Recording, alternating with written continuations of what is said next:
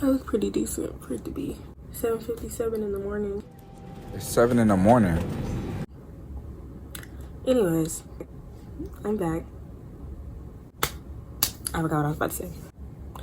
Let's get that camera angle. I feel like I'm too close. Back the fuck up, and I'm gonna do you like Will Smith. Oh, strings wasn't even on my jacket. Yes, I brushed my teeth. Don't play.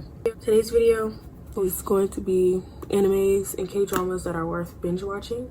All these shows I have started or watched or whatever. I normally don't have a long attention span, so if I'm genuinely enjoying something and I can sit there and like pay attention to only what I'm looking at. So on my phone, we're just gonna take a friendly trip to Netflix. I'm the only person on my Netflix. The first one is, what should I like describe? Should I describe like kind of how the show is? Because I don't want to spoil the whole thing because y'all might as well not watch it. Yeah, I'm just describe a little bit to y'all kind of what it's about so far.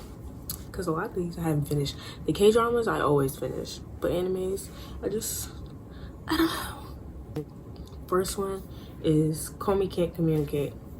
Komi Can't Communicate. So Komi is the girl, the protagonist.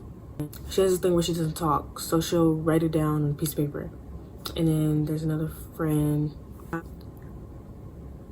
I can't remember his name. My friend Tadano. Tadano is the only person that basically like understands her because he kind of has like not the same problem as her. He has social anxiety, and they give this message in every part of the video. It's like social anxiety doesn't mean that they don't want to talk to you. They doesn't mean that they don't want to form connections. They just have a hard time doing it. And then there's this girl Najimi, and she's annoying because she's just the weirdest anime like antagonist I've ever seen.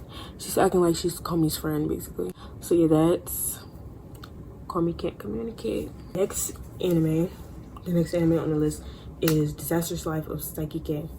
It is a personal fave because I feel like sometimes I can relate to him. He has powers.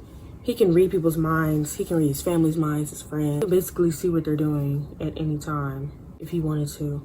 And he's always like, oh, I don't care about what my friends are doing. And then boom, starts watching them. I feel like he's a personal fave because he like acts like he doesn't worry about them, but he does. And so he like checks in on them every now and then. Yeah. Oh, I should have rated these. I give Psyche 10 being the highest. I give him 8.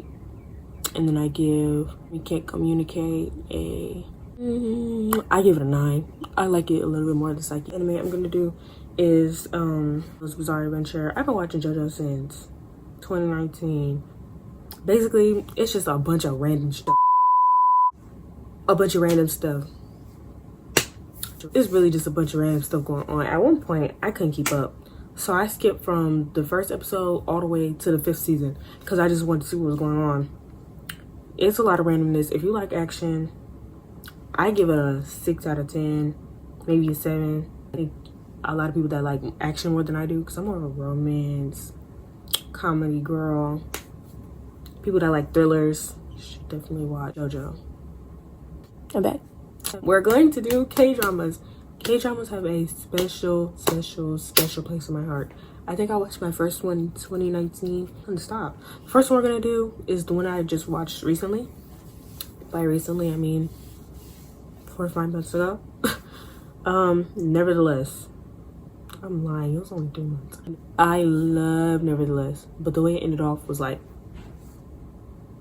I don't know, I feel like a lot of K-dramas like kind of have the same theme when they're like love related.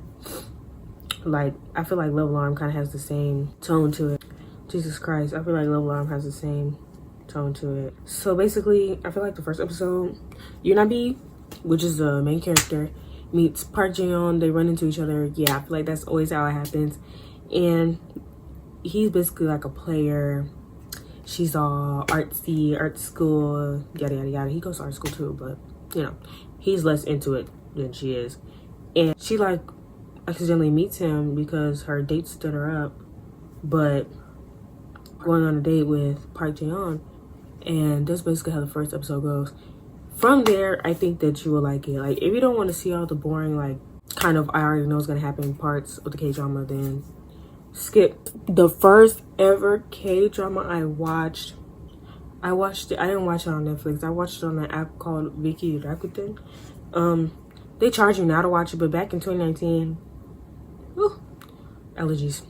Back in 2019, they didn't charge. So I don't know what happened with that, but it's on Netflix. But I was able to watch like the entire thing. But the main character, can't remember her name, but she was a nutritionist or a dietitian, and she meets this guy. She met him, and then she started like liking him or whatever, and then he like disappeared off the face of the earth, or she disappeared off the face of the earth. I can't remember if he liked her and then she disappeared, or yeah. I think he started liking her and then she disappeared off the face of the earth, and he was like looking for her, and then like 3 years later he found her. He was like, oh my goodness, this is her, but he didn't want to say anything because he was like her boss. And they started getting close, and I'm gonna stop it there. A moral of the story, oh, I didn't rate the last one. I give the last one 9 out of 10. I give this one a 10 out of 10 because it has a special place in my heart and I love it. God, My First Love. This is in 2019. Basically about this guy. Something bad happens to his family or something like that. I think it's it's the girl. Okay, so basically the guy, he lives with his parents, and then he goes to live with his grandparents, and then his grandparents give him his house. I think 3 months ago when I watched this. And so he has other friends, and his other friend is a girl who's just gonna be his love interest. Her father just passed away. And then her mom like disappeared on her, ghosted her. So she needs somewhere to stay, but everybody else needed somewhere to stay, his other 2 friends. So she didn't want to bother him. So she would go, she's basically homeless. And that's all I'm gonna say. That's all I'm gonna say. That's basically the first episode, first like 2-3 episodes. So I give this one, I love this one, 9 out of 10. Next we got a thriller. I never finished it because it got really, really, really repetitive. It's called Girl From Nowhere. Basically it's about this girl. She goes to different schools terrorizing people. I think it's to teach them a lesson, so like, or like to humble them, as we would say. I think it was entertaining. The first couple episodes, I was like, oh my goodness, this girl's crazy. After about the 4th, I was like, okay, you're just doing stuff. I give it a 4 out of 10 or a 5 out of 10. It honestly just depends. If you like repetitive stuff and gore and stuff like that, it will probably be better for you. But for me, I was like, okay, I'm watching the same stuff over and over again. One, of course, we have Squid Game. By the way, Girl From Nowhere isn't a K-drama. I forgot what country it was originally in, but it's labeled a K-drama, but it's not a K-drama. Squid Game, everybody knows what Squid Game is. It was like top 10 Netflix at the time that it came out. I even watched it, and I'm not the type to like watch stuff when everybody else is watching it, because then it's like I see it everywhere on TikTok and I already know the whole plot. Squid Games is gore, thriller, and I loved it. Like, that was very, people go to this thing so they can win money, but this one guy got tricked by a train. I get there playing this thing where you throw the card down, if you flip it, you win, whatever.